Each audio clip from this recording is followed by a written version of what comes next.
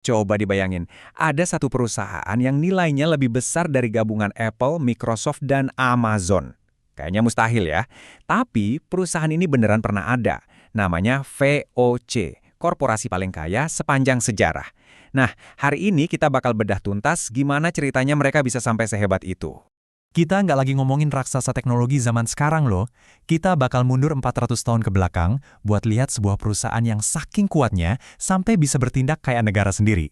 Jadi di puncak kejayaannya, perusahaan Hindia Timur Belanda atau VOC ini punya nilai yang kalau dihitung pakai uang sekarang, angkanya bikin geleng-geleng kepala. Lebih dari 8,2 triliun dolar.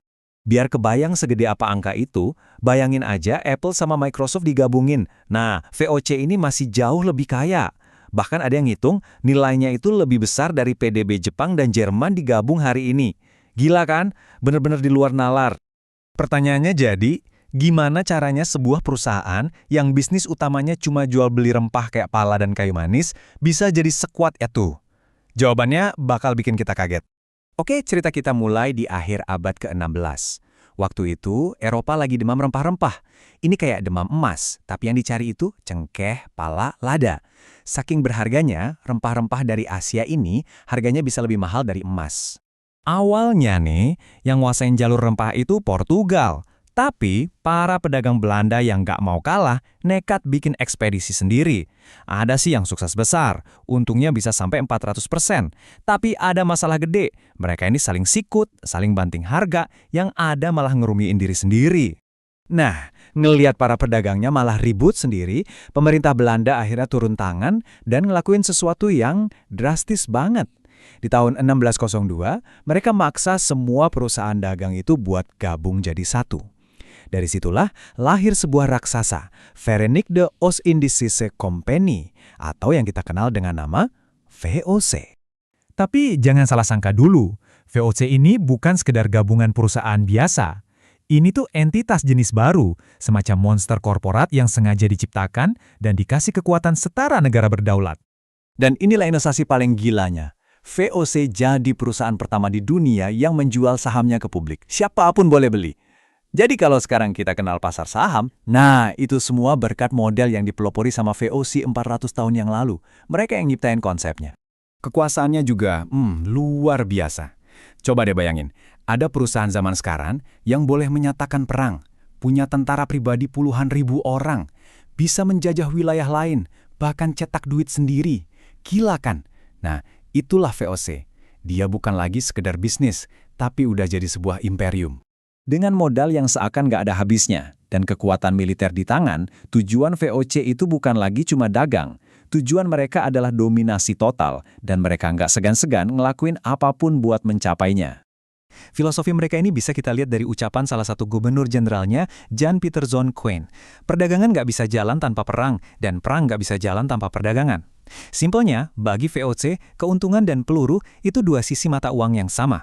Dan mereka benar-benar ngejalanin filosofi itu dengan cara yang paling kejam. Contohnya, buat menguasai total perdagangan pala di Kepulauan Banda, mereka melakukan hal yang nggak terbayangkan, membantai, membuat kelaparan, atau memperbudak hampir semua penduduk aslinya. Ini bukan lagi soal bisnis, ini soal penaklukan brutal. Mereka juga punya playbook atau cara main yang cerdik banget buat ekspansi di Nusantara. Polanya selalu sama. Mereka masuk ke konflik antar kerajaan lokal, nawarin bantuan militer ke salah satu pihak, terus setelah pihak itu menang, sebagai bayarannya mereka minta hak monopoli dagang penuh di wilayah itu. Cerdik, tapi juga licik. Selama lebih dari seabad, VOC ini kelihatannya nggak terkalahkan. Tapi, ya, kayak kerajaan besar lainnya, kehancuran itu seringnya nggak datang dari musuh luar, tapi dari pembusukan yang terjadi di dalam tubuhnya sendiri.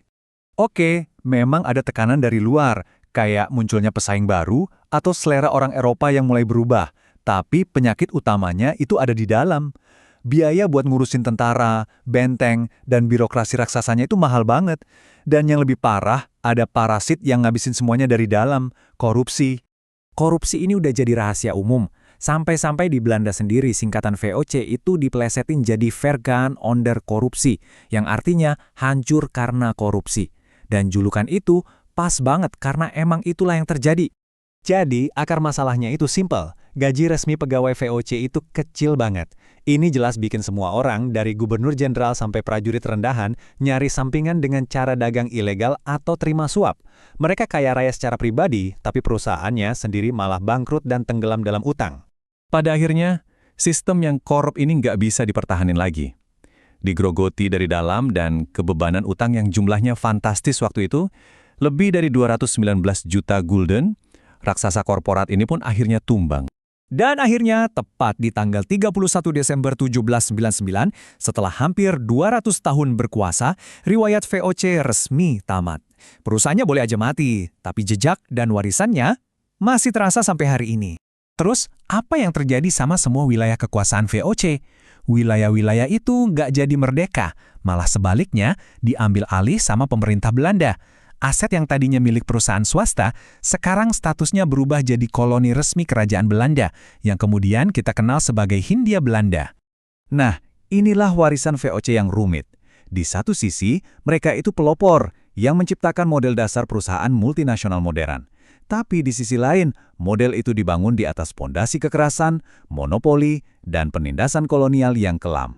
Ini ninggalin kita dengan satu pertanyaan besar buat direnungkan. VOC memang udah bubar lebih dari 200 tahun lalu. Tapi, seberapa banyak sih dari semangatnya, baik inovasinya yang brilian maupun kebrutalannya yang mengerikan, yang ternyata masih hidup dan kita lihat di perusahaan-perusahaan raksasa yang menguasai dunia kita hari ini?